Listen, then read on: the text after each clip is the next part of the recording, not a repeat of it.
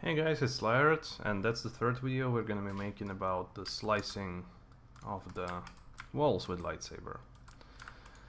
I'm gonna remind you that last time we altered the ribbon particles and when they are appearing, when they're activated, deactivated. So if you don't have that and you're asking why am I having the ribbons when I'm moving, so go ahead and look up that video.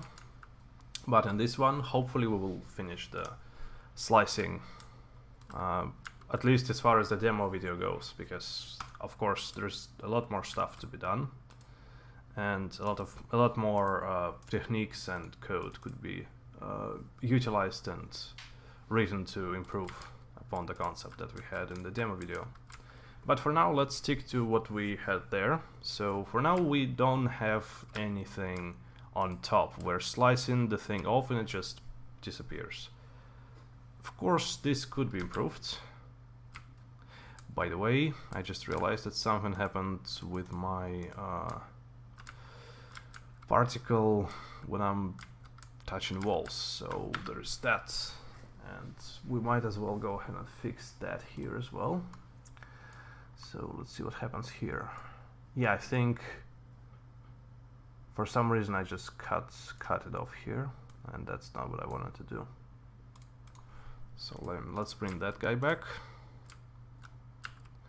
And by the way, is it gonna work on this thing, on our AI? I don't think so.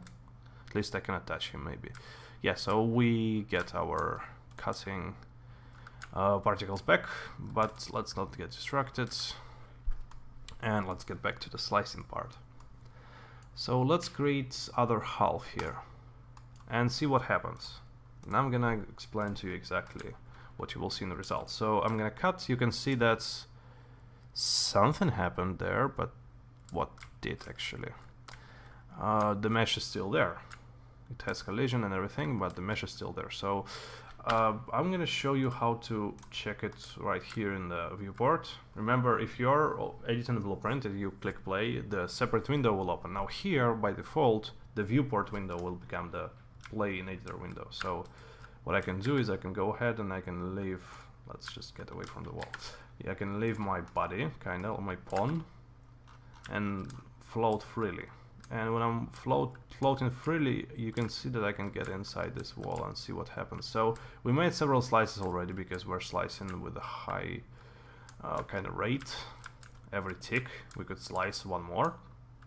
And you can see that what happened is that the slices are in there. We have the slicing surface. But what also happens is that the mesh doesn't change. And the mesh actually changes. It's just that we slice off the thing and the sliced off part becomes a new geometry, which is extremely handy if you think about it, because now all we have to do left is just take care of the physics and make sure this new part, flies off, and that's it. So we have actually really handy output here, which is other half procedural mesh, and that's just a component. So it kind of looks like when we're slicing the part off with the create other half turned on, this becomes a separate component, procedural mesh component. Okay, so I'm gonna show you what I'm doing here. First of all, let's just illustrate this concept, right? Illustrate that there's another half, and let's go ahead and do add relative location. Oops, not rotation, it's gonna be weird. Add relative location to this new half, and let's just move it like 10 centimeters up, just to illustrate the concept, okay? Oops, let's go back here, and boom. So you can see what happens. We are getting some interesting result here as well. Boom. There's some weirdness in the fact that we're not getting all the slices as we would expect. We're only getting one slice for some reason. And, well, actually, this is, again, easy to explain because we are not configuring this new other half to be sliceable in the proper way, in terms of collision at least. So let's keep going here. Let's keep this 10 centimeter up.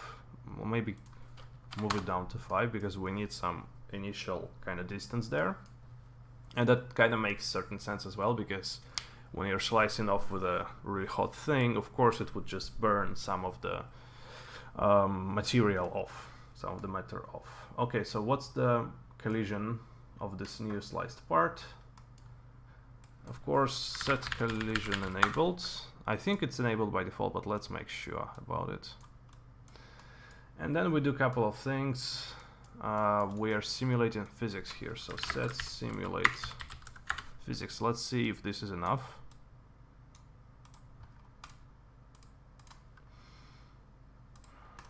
Oops.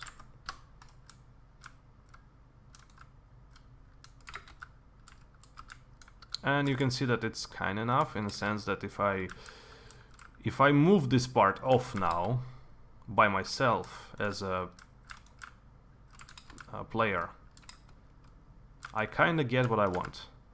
This may be even desirable in a sense that you can see that now maybe the part shouldn't fly off like in my tutorial video. But then on the other hand, of course, the fact is we want something more flashy. So again, you know how to do it now, you know what happens when you do simulate physics, and I'm just gonna keep moving. So important part here is we have, of course, as a procedural mesh, this has sections which represent geometry of the procedural mesh. So let's get section. And we need to get section because we want to do collision for it. So we're maybe move. Let's move downward here. Of course, this code is a mess, and the reason why it's a mess is because we have this part here. So I'll just keep it here for reference for now. But here's the thing: when you have a new procedural mesh component, it may not have collision by default, and this one doesn't have. So what we want to do is we want to generate collision on the fly based on existing geometry from this mesh. So let's go take vertices and let's do add, let's get to this guy and add collision convex mesh. And we just give it the vertices of the geometry. So we're gonna say, okay, you know what, this new geometry is gonna have collision based on its own geometry, exactly that, like that. And last thing we want to do, because if we just go here now, once again, what we can do here is we can slice our meshes multiple times, of course.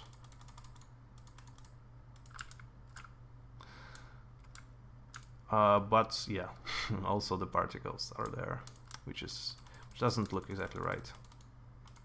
Okay, so we can slice our mesh several times now, but of course the problem that we're having is that they should fly off, just for the sake of, you know, it being more flashy sets. So let's do set all physics linear velocity.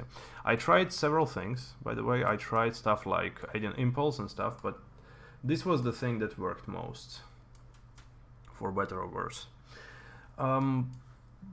Let's just by default say that we're pushing it upwards a lot. So let's see how this works. And this works exactly as you would expect. Yeah, this guy just came by to look at it. He's kind of, I don't know, fascinated or pissed off, I cannot say for sure. Okay. Yeah, so we're just gonna make everything fly off. And it works, of course, but that's not what we wanted. So having a lightsaber in our hand, what we can do is we can make a new vector there. So get actor location over lightsaber. And then what we could do is we could get this guy's location. So get world's location of this guy. And now if we take these vectors and let's see, what was it? Make plane from point normal, normalize, line plane intersection. There was another function I was get unit direction vector. Yeah, that's the guy. So we're getting unit direction vector from us, from the lightsaber to the component.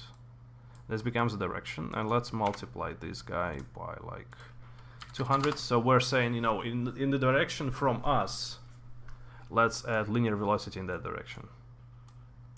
And we may have a problem there, because that would not be enough probably. So let's check this once again. frequent testing or short feedback loop is great in development. Okay, so this kind of does something, but not much, as you can see. And the reason why, from what I think, is that we need to add some z acceleration, some z velocity as well. So it has to be pushed a little bit up so it can actually be slided off. Let's see if that's the case. Kinda is the case, but not enough. So let's multiply this guy by like 800. See what this does. Yeah, you can start seeing the result here. 1, 2, 3, yeah. We are getting the results. Now there is a thing that is not happening right now. First of all, yeah, by the way, everything is really glowing, and that's not precisely handy for us. So let's go ahead to our lightsaber glow material. And I already have a sliced glow here instance, so I just made an instance for this material, and for it I decreased the glow to 20. So now I can just go ahead here in lightsaber and say that it's a sliced glow here. Okay, so we still have one particular problem, and that problem is our other sliced part, which is flying off. Now that part doesn't have is not sliceable anymore. And let's see how much time did this take for us to do. 11 minutes. Okay, so or 12 minutes. So let's move this to next tutorial. And again, I welcome any feedback. So if you think something should be done differently, or maybe we shouldn't be slicing every tick, I would be glad to discuss this with you in the comments, and I will mention this stuff in the next video, of course, as well, if it's something that we could change and work on. So thank you for watching, and see you next video.